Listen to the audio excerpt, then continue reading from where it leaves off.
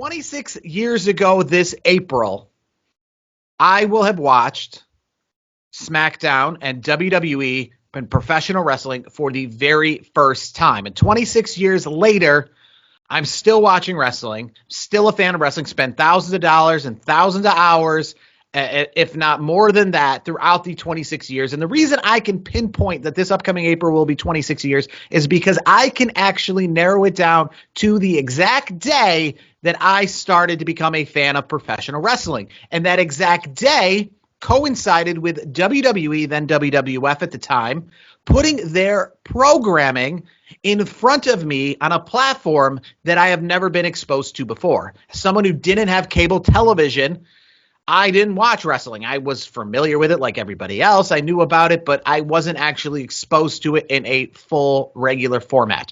And when they put their SmackDown program on UPN, which was a channel that I received at my house, and let me watch wrestling in full for the very first time in my life, that started, well, what is a fandom that leads to this podcast of talking about wrestling to this day. Yeah. So I do understand what, the changing of platforms and channels and stuff can do.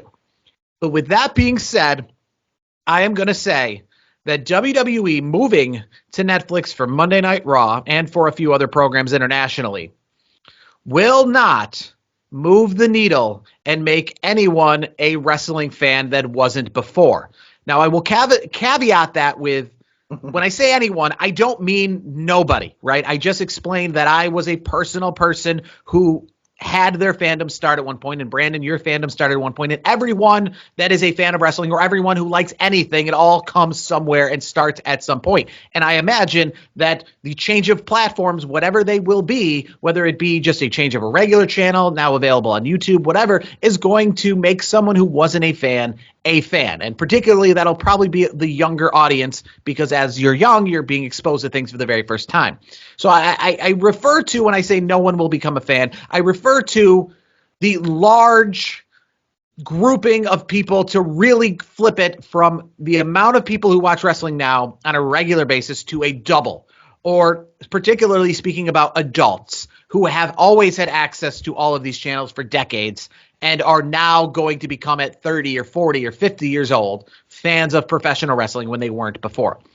And like I said, we're going to swing back around and I'll explain a little bit better and get your view on that later on in the program of why I think that Netflix isn't going to make wrestling fans who weren't wrestling fans before, except for, a few people here or there.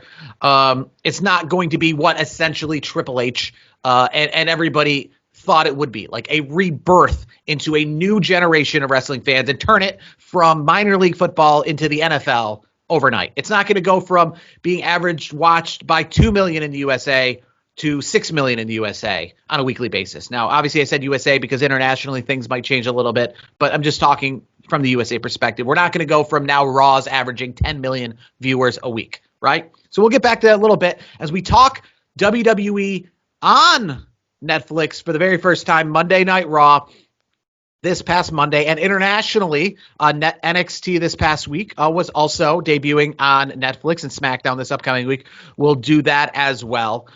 Brandon, I wanted to ask first off a question, because I know we were talking a little bit during the beginning parts of the show, and I have to say, for Peacock and PLEs, I don't know much of a difference, but I know you watched a lot of this on replay later on. Yeah. The commercials on Monday Night Raw on future viewings in the United States, was it commercial free, or did it still have the same commercials? It's still, to me, it looked like it was the normal commercials. The nice thing was, it essentially has like that DVR function. So for me, it was perfect because I could just fast forward it because I didn't watch everything live. I'm up early in the morning. I'm an early bird, so I had to get up, and I watched the first hour live because I was like, I dedicated myself. I was like, I'm gonna watch 1 hour. I watched up until Cena, which was right around 9 o'clock Eastern time. And then I was like, you know what? I'll watch the rest, on replay the next day. And yeah, it wasn't too bad because the commercials, I don't know why people thought there wasn't going to be commercials. The commercials to me felt very similar to watching on USA Network. It just, the same type of breaks, like Michael Cole would, there's certain action in the ring. Michael Cole would go to it, or like, we'll be back in a moment, kind of a thing. Like it was the whole package felt the same to me. So minus the I guess additionally for me, having a Netflix subscription made life a heck of a lot easier because I could just fast forward through all the stuff I didn't want to watch. Which this week in particular, there wasn't anything I didn't want to watch because it was a PLE type show, which I know we're going to break down. It was a good night. So the reason I kind of brought that up is because I talk about how the commercial version and the non-commercial version of Peacock during pay-per-views or PLEs, it's not too much difference. It's the nature of what commercials you're viewing. Are you just watching a commercial about Liv Morgan, or are you watching a commercial about Captain Morgan? I guess that's the best way to put it. Nice, but nice. For watching this, and I don't know if this is the same for those who pay for the non-commercial version of Netflix in the United States, but I was watching Monday Night Raw. I got it to be watching an international version of it through my Netflix, and I have to say, if that cost a little bit more, that is the way to go. And the reason I say that is because unlike the PLEs, which play commercials and they play them where they're not playing anything else, Raw has a whole different version. It's like a director's cut if you're watching it this way. So when they went to commercial, there was many, and I saw a lot of people talking about on Twitter, there was interviews with wrestlers, like Jackie Redmond's interviews with The New Day, Damian Priest with Rhea Ripley after she won the championship. They also had, I think it was, and Damian Priest announcing he's going to fight next week on Raw in a street fight against Finn Balor. All those things happen in The Miz as well. On the commercial breaks, as well as the facts, as you were talking about, during Monday Night Raw, they cut to commercial during matches, right? Well, on the commercial-free version, they do not, right? And you can kind of tell because they do that kind of like it goes to black, but then it comes right back. Michael Cole and Pat McAfee are on commentary, and then you can kind of tell when they return to the other audience because it'll fade to black, and when it comes back up, it'll be like a drone shot of the whole arena, and it'll be Michael Cole reintroducing the match. But it keeps with the match the entire time. With that, let me cut you off. Let me stop you there real quick. Does Pat and Michael Cole do they still talk during those or no? Correct. Yes. So it like fades to black. It comes back, and it's just watching the match. And they're back. They're commentating. It's like they never went to commercial. So it's not like it's not quiet. Yeah. They haven't stopped. And like I have to ask you really quick from that perspective. Knowing how Pat McAfee is when it's kind of after dark, so to speak, was there? No, I didn't notice any sort of the uncensored 5 minutes of time or anything like that. No, it was like typical commentary. But you can tell when they come back to the U.S. audience, similar to like whenever I'm in the arena and you can catch like a monitor and you kind of wonder if they're on the air or off the air, and you can kind of pick up when they are. Similar to that, because when they fade to black, they might be just covering the match in the ring and it looks normal, and then they'll fade to black and they'll come back and they'll have the little match graphic. Just like you're used to when they come back from a commercial break, they'll have the little match graph. So it'll be like Michael Cole being like, chin lock, CM Punk with the chin lock here on Seth Rollins, sweep off the ropes, and now they're both down. And then it'll fade to black, and it'll come back, and Michael Cole will be like, we are live from the Inuit Dome, CM Punk, Seth Rollins back here, Monday Night Raw. Like he'll reintroduce, like you're coming back from commercial. So that's how you can tell, the difference between but it'll.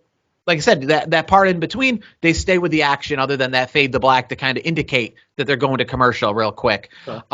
So there is that. And like I said, there's like the interviews with Jackie Redmond outside in the audience. She was interviewing him like on a platform similar to what we saw like Saturday Night's Main Event style with all those people. And, like some people were talking about like the New Day interview where the New Day were being the new heel New Day. People didn't catch that, right? They saw it on Twitter and stuff afterwards. And they're like, hey, how come I didn't see that? And that's because they played it during these commercial breaks. I do wonder how that's going to all go forward, right? In the sense of like if advertising picks up in these international markets, because as we know, WWE, they're going to take money. Right now, they may not have any international sponsors for Monday Night Raw, but as time goes on, they are going to probably try to get as much money from everyone that they can.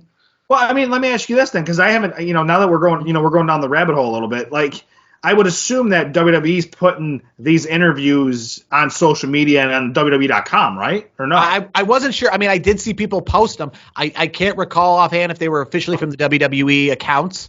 I do think maybe some of them were. I think I saw one of them from that. Like on a YouTube, like on WWE's YouTube channel or something. I mean, they're really short. I mean, they're like a 2-minute kind of. The difference was, and again, I don't really know the difference between commercial free and not commercial free because I was only watching one version. Yeah. But I think all the stuff that took place, like with Adam Pearce in the back, that is traditional to what you're used to. I think that was part of the regular broadcast. But I think the Jackie Redmond out in the crowd like I said, it was like Saturday Night's Main Event. She was out in the crowd, with a platform, and then like New Day came on, or the Miz, and she would, and you can tell in those interviews too, very, very much to the time, because she's like, well, we're running out of time, Miz. No, I got to cut you off. We're running out of time. You know what I mean? That kind of thing. And like kind of taking the microphone. And I saw the New Day obviously twice. They did this interview with Jackie Redmond, and then they had the thing in the back with I forget, with Alpha Academy and all that, right? With Fluffy and all that, yeah. Yeah, so that was probably on your American version, but like I said, the interview that they did where they just were booed, and then by the time they could talk, like Jackie Redmond was like, all right, you're out of time, kind of thing. So if you get a chance, watch the international version, as well as, the fact that, like I watch Netflix. We talked about my, CW, that's a channel a lot of people have, weirdly enough. I have access to it. I really pushed hard enough, but it's actually easier for me to watch it via Netflix without having to push hard enough to watch it. So NXT is available on the international feeds as well. I will still say, for anybody out there, right, the WWE Network and Peacock and those things, when it comes to old content, is still the better way to go, right? Nobody with Netflix is talking about how they're putting WrestleManias on there and Royal Rumbles, but it's slim pickings. You're not going to find old ECW TV shows, right, on the Netflix international. You're not going to find the full library. Yes. And WWE's doing a good job right now of putting that on their new YouTube channel, WWE Vault. But the show itself, in general, just from a wrestling fan perspective, right? It was a great debut, but some big problems I had with it, right?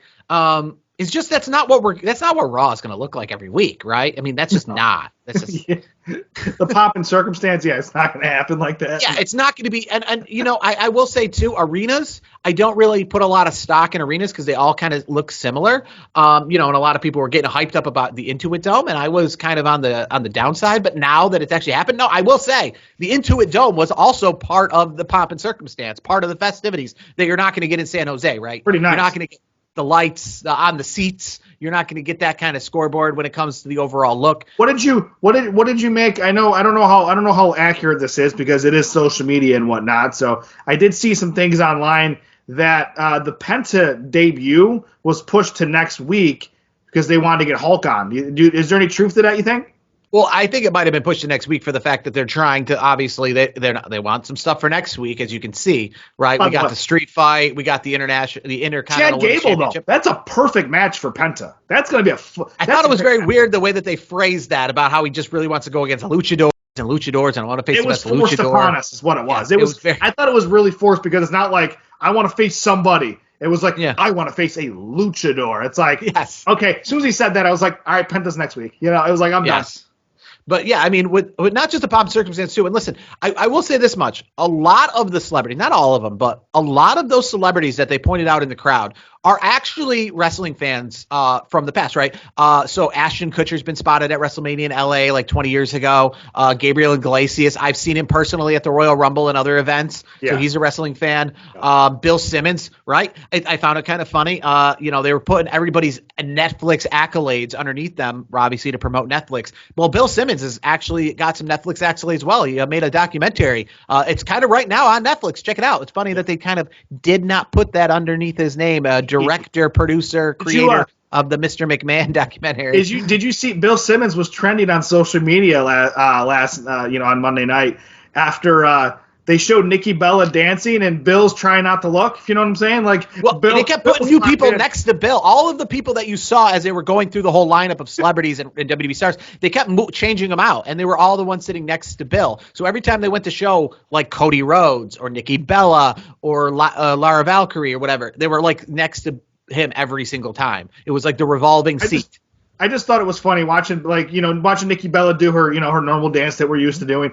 And Bill's he's like in a force field, like, I'm not looking, I'm not going to be on social media. He probably was just sick of being seen on camera so much. Like, you know what I mean? And I thought, too, I have to say, and a lot of people talk, Will Friedel, what a diss on Will Friedel when they show him with Daniel Fishel, the essential Boy Meets World combo there, Eric and Topanga, and you just are mentioning Daniel Fishel, and he's like in the shot waving, and you're like, yeah, I don't know who you are. We're not going to put your name down. What's just going Daniel on here? Fishel. You can't have that. I mean, all those Topanga has been seen at wrestling, right? I mean, other than the fact that Boy Meets World episode was Vanessa Hudgens too, right? She's a big wrestling fan. Vanessa Hudgens, I saw her at WrestleMania. She was just at SmackDown this past week. So a lot of the celebrities that were there are wrestling fans through and through. Macaulay Culkin, right? Somebody pulled up a big picture of him from WrestleMania 7 back at the old Clippers arena at WrestleMania 7, the LA Sports Arena. And he also was in that one YouTube documentary thing that came out like 20 years ago now about Wrestling Isn't Wrestling that had a few like Seth Green, I think was there too.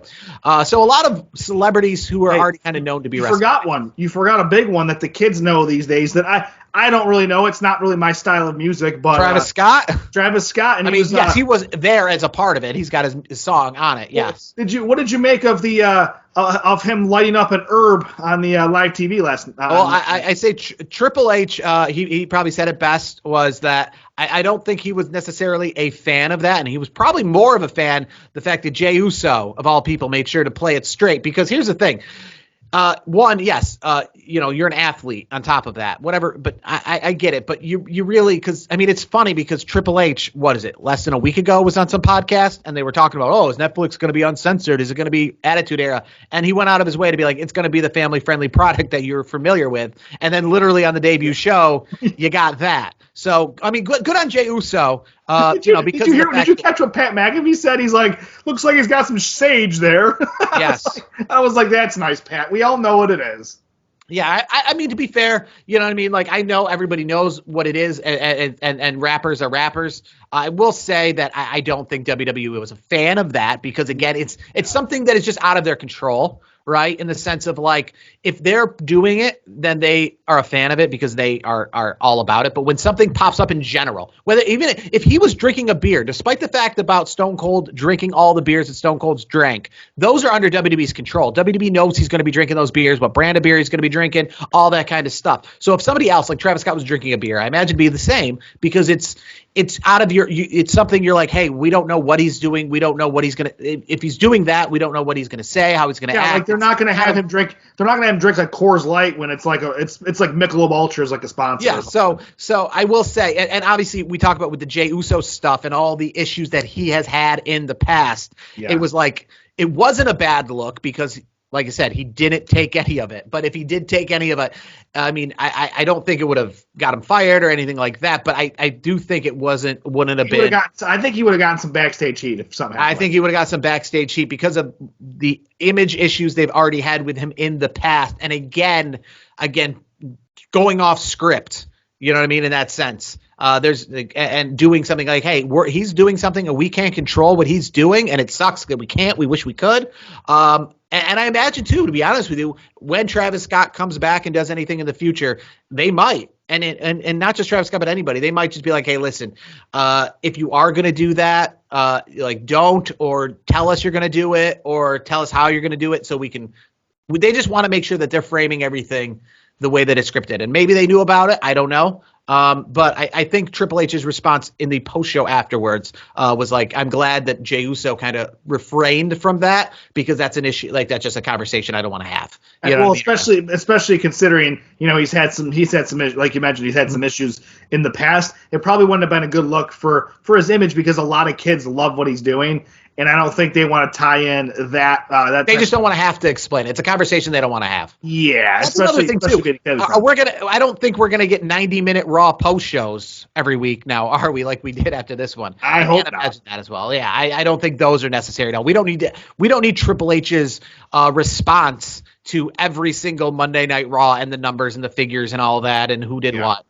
Kind of thing. And, for the most part, like I said, this is not going to be a typical Monday Night Raw. The celebrities are not going to be all out in full force or any of that kind of stuff as they were this week. I mean, the stage, I actually don't know what the stage is going to look like because, again, that's not atypical of what they did. I mean, they might just go back to the small stage. It might be a little bit different based on the new look, I guess. But, yeah, I don't know. Don't be surprised, though. There is one celebrity I feel like he's at a lot of shows, and it's O'Shea Jackson, Ice Cube's son. He's a big wrestler. And I think every celebrity that was there is wrestling. Like I said, Vanessa Hudgens was just at the Phoenix SmackDown the week before. So I'm not, but I just don't think, like I said, it's not going to be this every single week. No, it's not going to be like they're in Los Angeles. of all places. I know. The stars are out and all that, but I mean, like when they're in Buffalo, in Buffalo, like the Buffalo Bills are at the game or something, or It'll be like it was before, right? You'll have some local athletes at the games. You might have Vanessa Hudgens here and there. You might have some things like that for sure. But it's not going to literally be. It's not going to be like the red carpet, so to speak. I know a lot of these arenas in Los Angeles, they cater to the celebrities way more than you'd be used to. Like, because I'm used to seeing arenas. But, like, when I was at Staples Center out in Los Angeles many years ago, I saw, like, that they had an entrance for celebrities, like, built into the arena, right? The HSBC arena or whatever, the arena in Buffalo or these kind of places, they don't have, like, these built-in places. They don't have, like, reserved Lamborghini parking kind of thing. Yeah. If you're a celebrity, they're going to treat you well. You'll have security. You'll have all that special treatment. But they don't literally, when they're building the new arena in Scranton, Pennsylvania, make sure that they have, like, underground parking for Rolls Royces, like, designated for certain celebrities. That's like not part of the thing. But in Los Angeles, like, that's part of the thing. I imagine the Intuit Dome has, like, actual VIP, like, this is like, because they're going to not just have sports, but they have, like, the Academy Awards at these things. And they have these other major celebrity-driven events. So they have not just, like, you're going to be treated well, but they have special entrances. Like, they have, like, and I know a lot of places like Yankee Stadium and stuff have these kind of special things nowadays that baseball stadiums didn't used to have. But LA, I think, definitely goes out of the way. Like the Dodger Stadium is one of them. Has, like, it's not just if you have this ticket, but it's like specific invited guests go through this entrance. Not like, suite holders or, box seat holders. It's like, no, like this entrance is specific for use. Like we know who's coming in, and we have like tarps to cover your car if you need to get out without being seen, those kind of things. But the show overall, pretty good. I would say, with baby faces winning down the line, I want to talk a little about The Rock. And I know on NXT, and that's why we can talk about NXT a little bit as well. He came out and he tried to backtrack a little bit about his appearance on Monday Night Raw and essentially ruining everything. But listen, it's over, right? I just don't care anymore. And like, I don't have anything negative against The Rock. I'm not over here. This isn't like the Hulk Hogan thing or anything like that. But once he came out and he did this, I mean, to be honest with you, the Rock storyline was good last year, and he's come upon enough now that he's not as special of an attraction as he was maybe 2 years ago when he just like popped up out of nowhere, like a huge pop. Now you can expect him a little more, right? So we expect him a little more. We see him a little bit more. He's not as a novelty. And once he did what he did and he came out and he said the things he said, and he could have came out and he could have been a babyface, but specifically like patting Cody Rhodes and doing the things, like he could have praised literally everyone in the roster. He could have went out and he could have just praised all the Netflix people, Triple H, and then walked off. But like going out of his way to present Roman Reigns with the Ula Fala, to essentially hang out with Cody Rhodes and give him his flowers and do all that stuff. Like, well, I just can't see now we're going back. I think, okay, we're done here. I see what you're saying. I mean, that's plausible. I'm not saying it's the wrong way to think about it, because I mean we all look at the business a little bit differently. For me, I could buy the fact that he could come out and say, yeah, that was corporate Rock. I'm the board. I gotta represent. Like, we've done the corporation type thing before. We've done all that over the years. So that you could buy that. Where he could have been the corporate Rock. He could have been the corporate Rock, right? But like, he went out of his way to get, like, you know what I mean? Like, he didn't give Gunther his flowers. He didn't do any of that. He wasn't like, I want to give it up to Gunther. I want to give it up to all the members of the WWE. Like, he specifically mentioned and got involved with the two people he is feuding with storyline wise, right? If he went and he like gave Drew McIntyre his flowers and did all that. They're the biggest names, though. They're the biggest names in the company right now. That's why he did it. And I understand he can't be the bad guy Rock again in front of a new audience. You're doing that. I get that. But you can be that without literally shutting. I mean, it really just felt like he straight shut the door on like this bloodline storyline. So. I still think there's a little bit of runway left to make it work. We'll see. I mean, WrestleMania is a few months out, so we got time. I guess my thing too with Roman Reigns. I mean, I thought we had more bloodline stuff going because I thought, eventually it's going to get to Rock versus Roman. But, once I saw what I saw on Monday night, I thought, I mean, that's it, right? It's The Rock putting the Ula Fala on Roman Reigns. He beat Solo Sikoa. Like, where what else? I mean, I don't have any. Well, I can tell you lingering this. questions about the bloodline. I don't have any more. Like they still can do this. They could. Like, that's it, man. You did it. What else can you do? I think there's, and I think I brought it up last week or the week before on our pod, where I think there could be something there with Jacob Fatu in Solo, where he turns on because Jacob Fatu's, again, like I said last week, he's loyal to the Ulafala and what it represents. The Ulafala's not on Solo Sikoa, so he doesn't have to worship Solo Sikoa anymore. So I could see the Samoan Werewolf do something. I can see all of that for sure. But as for like the Everest, which is the Bloodline storyline, like I think once done. Roman Reigns has the Ulafala presented from The Rock on the biggest show that WWE's ever put on, I don't think, this is just getting started. Everything else you knew, like, it's going to get better. When Jey Uso's fighting Roman Reigns at SummerSlam, you know that's not the pinnacle. You know, okay. When you have The Rock and Roman in the ring, those two are the pinnacle of this storyline. So what do you think happens next in Solo? Like, I laid out Jacob. You can have dissension within the bloodline. You can have things like that for sure. Absolutely. Yeah. Besides that.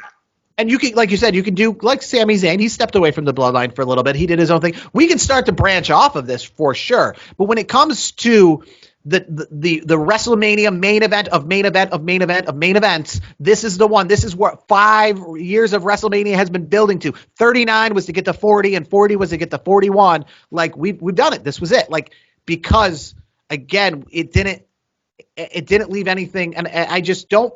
If Rock steps back now and tries to be like, I want to face Roman, I'm real, like, it just seems so ingenuous now. Like, it's just, it didn't even hint. He didn't hint at anything. Like, a lot of people were saying when he presented to Ulafala, give him a look. You maybe not even have to kick him in the face. Just give him a look. Whisper in his ear. If you, the idea was that this wasn't the end, but they did it as clean as they could. But he did whisper in his ear. We don't know what was said.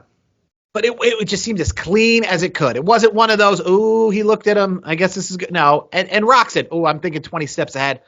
I guess my thing is, though, like, really, I guess, to me, think it just, a lot of people, like, posted the whole thing where he came out at Bad Blood. You know what I mean? It did the 3 fingers, right? And you're like, that was what, for nothing now? And I get it. There's been rumors that Rock talked about he wanted to not be in such a pivotal role at WrestleMania and give John Cena more of a due. And that's fine too. But I felt like this was a real slamming of the door. And if they go back and they retry to do this, it just literally seems like the car was moving. Sometimes it's fast, sometimes it's slow, but it's moving forward. And when you did this, you all of a sudden slammed on the brakes. And now when you try to hit the gas, it's like, now I'm used to being stopped. So I just am not going to buy in, right? What did you think of the other matches? Like, what were your general thoughts on the match? Overall, I think, we talk about it, it's crazy, these 5-match pay-per-views going like 2 hours and 45 minutes. And here we had 4 matches in 3 hours and 10 minutes it was about, which was just crazy, right? Yeah. Which, I also kind of think, to be honest with you, and I've said this before, if you were going to present your product to a new audience, I feel like that's a lot, right? Because again, people are going to say, I was fun. It was great. That's a lot, right? That's 3 hours plus. Every week you do this, like, that's a lot, right? On top of the other shows you want me to watch. But yeah, right. I mean, the other matches were good. I don't think we're done with Seth Rollins and CM Punk. I understand that was the pinnacle. That should have been WrestleMania match last year. Didn't happen due to injury. Ended up getting more steam and more traction to lead to an even bigger match down the line. Not at WrestleMania, but at the Monday Night Raw. So, that was a good match. Rhea Ripley. Look at this. We got all new women's champions, not just talking on Raw, but we got a new champion on SmackDown, Tiffany Stratton. We got Rhea Ripley now the champion. We got Julia, right, on NXT. So, all these new women's champions all within like a 4-day span, which is pretty crazy. No Becky Lynch, by the way. We didn't see Becky. No, and nobody was there that we didn't expect to kind of be there. The Undertaker maybe a little bit, but yeah, there was no return, so no Charlotte Flair, no Becky Lynch, anything like that. But I also want to talk about too, and a lot of people have kind of discussed this as well, and this is why maybe it wasn't the best show to put on in front of potentially new people.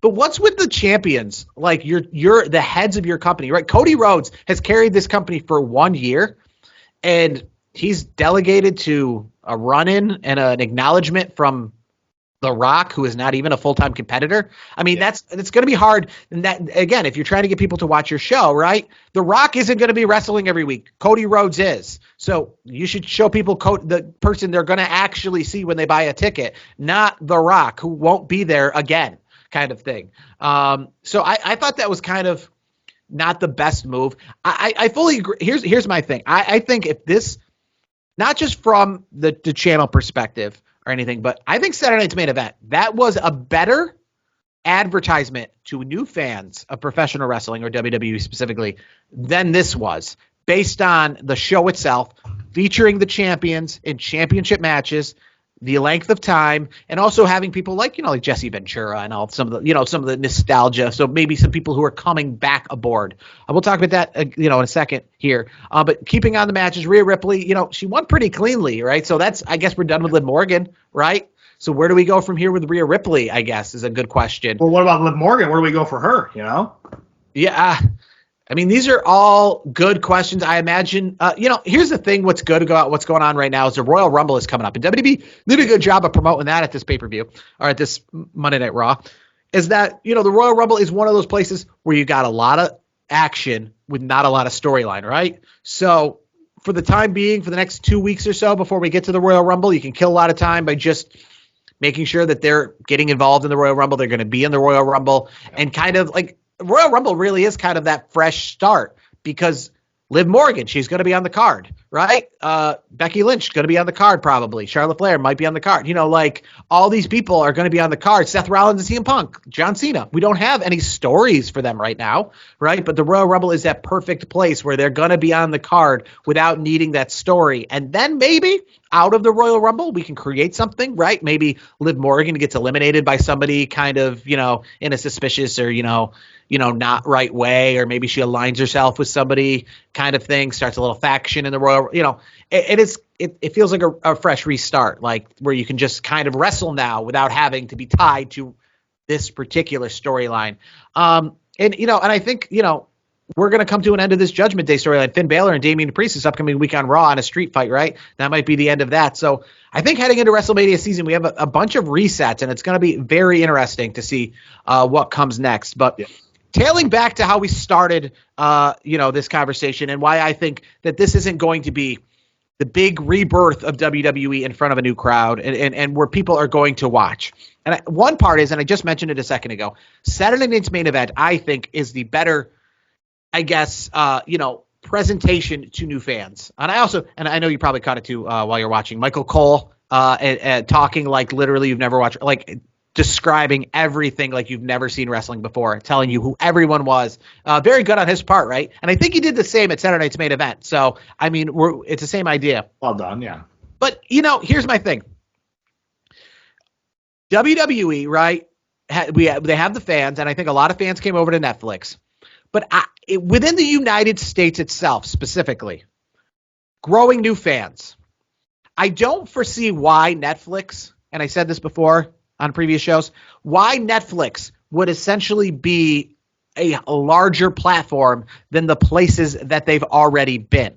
Okay? Netflix is a paid service. Cable's a paid service, but you're going from one paid service to another paid service. That's why Saturday Night's Main Event to me is a big deal, because that's on NBC. That is literally going to put it in front of eyeballs who didn't have it before. That is literally going to put it in doctors' offices, in hospitals, in bars, in restaurants, in the TVs at the Best Buy when you're just walking by, because that is a channel that everyone has. I don't think let's say the World Series of Baseball. I don't think moving from Fox to Netflix, it's going to put them in front of new eyeballs. It might put them in front of maybe some different eyeballs, and people might move over, and it might be as successful. But growing it, I just don't think that Netflix is a place to grow something as much as it is growing itself, for sure. But I don't think that Netflix has the same cachet, the same prestige as like NBC or Fox. Like, I would expect WWE to pull out what they did for Raw when they moved SmackDown over to Fox. Now that was a big jump, because you're going off of paid TV to free TV in the United States. I gotta cut you off though. I'm gonna cut you off on this. So I'm just looking at some stuff here. The third quarter of 2024, Netflix had 282.7 million paid subscribers. Now, of those, about 85 million are U.S. and Canada. Now, if you look at the biggest rating for NBC, I just want to use that for an example. NBC, it's football. We all know that football is the king. The highest number they got, 18.6. So that to me is what? Doing the quick math, that's a quarter of the 18.6. So that's not 18 million. A rating of 18.6 is like more like, I think it's like double that. No, total million viewers. Well, how many people? Here's a question: how many people in the United States have access to cable television? Well, I would say probably the majority of the people. But my point is though, you're still going to, because Netflix is the future. I agree that. I don't think you're going to lose an audience. I don't think people are going to fall off. I don't really think that that's an issue there at all or anything like that. I'm just saying, so the way I prefaced this, when I started watching wrestling, SmackDown was on UPN, and I said it presented it in front of me in a place where I could see it now and I couldn't see it before. But I don't see anybody out there. I mean, maybe some kids are watching it because they like Netflix more than they like regular cable, that kind of thing. But the actual... That's 100% what it is. But from like an adult's perspective, I don't think that the major adults out there are have Netflix, like know Netflix more than they know USA Network. Yes, within they the United do. States. They 100% do. I don't. How many people our age? We'll use us for an example. No, and listen, I understand that people are turning away, right? But again, wrestling isn't new. You got to move. You got to move with. You do have to move, but I still think, in general, I think Netflix is growing. It's a growing network for absolute sure, but Spike TV was a growing network, right? And it grew and it became a bigger network than it started as, for sure. But that doesn't mean that at the time that it they moved from USA to Spike TV, that it was a bigger network. I still think that more people have access to USA Network in the United States than have access to Netflix. I disagree. And even if it's the same, even if it's, I mean, at worst, it's the same. No, right? no, because here's the thing. I think more people have Netflix than have cable television. Yeah, I do. That's the way of the world now. I think more people have Netflix or have access to Netflix as a sports fan, tell me then why are people like, here's a good example, right? On Christmas Day, we didn't watch any football in my house because one of my cousins brought it up that there was football on, and we didn't obviously have access to a Netflix account at that time, right? So tell me, as somebody who watches a lot of football and football moving to a lot of these streaming services, why would people not encourage Sunday Night Football to go from NBC to Peacock or NBC to Netflix? Well, I mean, right? They seem, anytime I hear about it, it seems to be the opposite. It seems to be you're going from the channel I have and I know to now I have to go find it. It seems to be more, and yes, I understand they're moving in that direction though. They're moving in that direction, but I've never heard anyone say, "Oh, thank God the football's on Netflix." Well, I'm glad they moved off that Fox channel. As a football fan, the issue with football in the NFL particularly is they're all over the place. They're on ESPN, they're on CBS, they're on Fox. They've been on Amazon Prime Video, they're Netflix. They're not on television is better than not being on television, in the sense of like Netflix. And I get it. Did you see the numbers? Did you see what NFL put on for Netflix? And they did great, right? Did they do better though than they do when they're not on Netflix? That's a better question. I'm going to pull it up now because I am curious. I'm going to do on Netflix. If more people watch it on Netflix than would have watched it if it was on CBS or NBC. That's the question, right? So here's my thing. I think if WWE's idea of putting this in front of new eyeballs, right, that didn't have access to the thing before, would be to put it in on an NBC or a CBS or an ABC or a Here's Fox. what I got for you. Let's see. With a total, 65 million people. And okay, so how many?